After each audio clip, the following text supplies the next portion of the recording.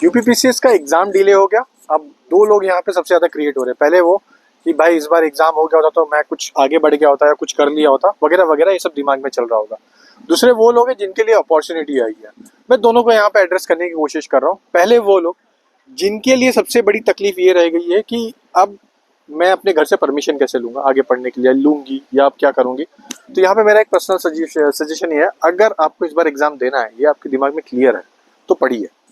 मत ये सोचिए कि कब होगा, कब आएगा इसका फाइनल रिजल्ट, ये चलता रहेगा। बिलीव मी, मैं इसमें कभी ये नहीं किसी के अगेंस्ट जा रहा हूँ, बस मैं ये बता रहा हूँ कि आपकी क्लियरिटी ये है कि आपको एग्जाम क्लियर करना है। आज अभी नहीं समझ में आ रहा है, मगर वो ये एग्जाम के 2-3 महीने पहले आपको जरूर समझ में आएगा कि जो मैं चीज़ें बोल रहा हूँ। तो प्लीज़ सबसे ज़्यादा फोकस अपने पढ़ाई पे रखिए। आंदोलन होता है, जाइए, कोई मना नहीं है।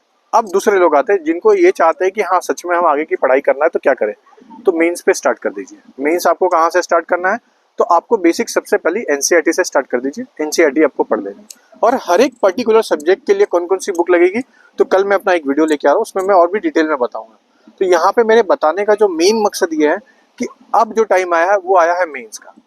अगर आप कोई चीज़ की शेड्यूल ट्राई करते हो, कि मैं ये सोच रहा हूँ कि आपको शेड्यूल बनाना है कोई चीज़ें, कि फॉर एग्जांपल के लिए कि मैं ये चाहता हूँ कि अब सितंबर तक सर क्या प्लान रहे या दिसंबर तक का पूरा क्या प्लान रहे, तो मैं एक आइडिया देता हूँ। जब भी आप अपना शेड्यूल बनाइए तो हमेशा उल्टा बनाइए, मतलब दिसंबर की 6 तारीख से बनाइए।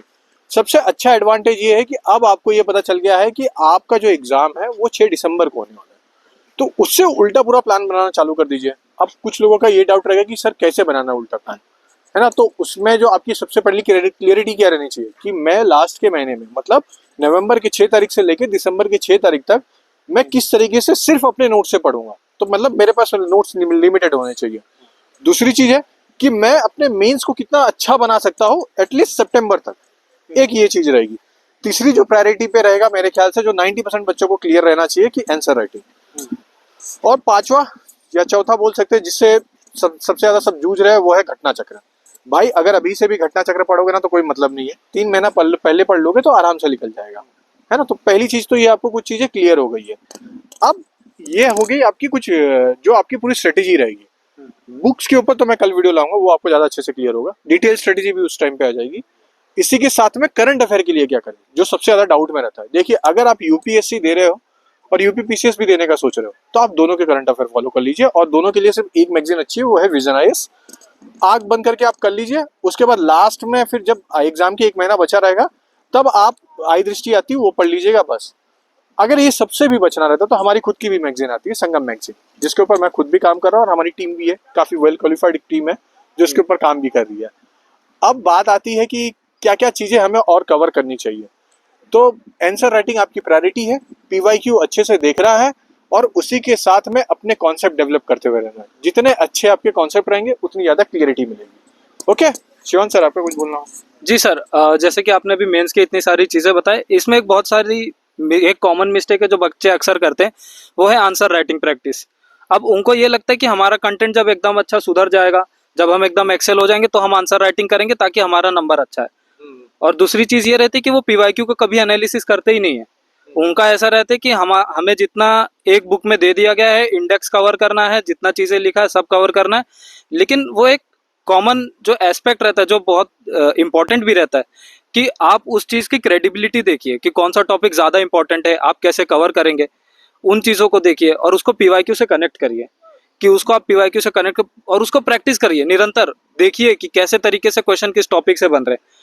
और मेंस आंसर राइटिंग के 2 पहलू होते हैं, एक तो होता है आपका स्ट्रक्चर, दूसरा होता है आपका डेप्थ। अभी एक बहुत कॉमन एग्जांपल दूं तो स्ट्रक्चर ऐसा रोल प्ले करेगा कि जैसे आप खाना लेके बैठे, दाल चावल रोटी 2 तरह की सब्जी ये सब डाल दिया, तो फिर अब वो ऐसा लग रहा है कि एकदम मिक्स हो गया, खिचड़ी हो गया, कुछ कंसेप्ट क्लियर ही नहीं हो रहा उसका, है ना। और वहीं पे आप उसको कटोरी में एकदम अच्छे से रखेंगे तो फिर ऐसा लगेगा हाँ भाई कुछ दिया है, कुछ अच्छा लग रहा है, समझ में आ रहा है, सबका टेस्ट फ्लेवर सब अलग से दिखेगा। ठीक उसी तरह आपका स्ट्रक्चर भी होता है कि आप उसको कैसे प्रेजेंट कर रहे हो, एग्जामिनर के लिए कितना ईजी हो रहा है समझना, तो फिर वो चीज़ें वहाँ पे मैटर करती है। और बात रही डेप्थ की, तो आपका जैसे जैसे कंसेप्ट धीरे धीरे क्लियर होते जाएगा, जैसे जैसे आप एग्जाम्पल देखोगे, करंट से रिलेट करते रहोगे, तो फिर वो सारी चीज़ें डेप्थ आपका वहाँ पे होगा। लेकिन एक चीज़ याद रखना कि आप भले एक आंसर राइटिंग प्रैक्टिस करो, लेकिन डेली करो। 2 महीने 1.5 महीने में आप इस लेवल पे पहुंच जाओगे कि मतलब आप मोर देन 50% एस्पिरेंट से बहुत आगे निकल जाओगे। क्योंकि ये कोई नहीं करता जो अभी आप करने वाले हो, है ना। और बाकी करंट से कैसे करंट अफेयर से लिंक करना है कि पीआईबी हो गया, डेटा एनालिसिस हो गया, या फिर करंट अफेयर्स मैगजीन हो गया, तो जो बच्चे हमारे बैच में रहेंगे उनको तो चिंता करने की ज़रूरत नहीं है, क्योंकि वो मंथली मैगजीन में आपको सबको कवर करा दिया जाएगा। लेकिन कुछ अलग मैगजीन है, अगर जो हमें नहीं फॉलो कर रहा है, यूपीएससी हो या फिर यूपीपीसीएस हो, वो तो विजन आईएएस की मंथली मैगजीन ले ले भाई। एक सॉर्टेड है, सिंपल है कि आप उस मैगजीन को मंथली बेसिस पे रिवाइज करिए और कोशिश ये करिए कि आप उसको पुट करते रहें, है ना। और दूसरा है कि जैसे आप आंसर राइटिंग करते हैं तो फिर आप उस खामियों को ढूंढिए। एक होता है आपने आंसर राइटिंग कर दिया है, और दूसरा ये है कि आंसर राइटिंग को आपने एनालाइज किया है।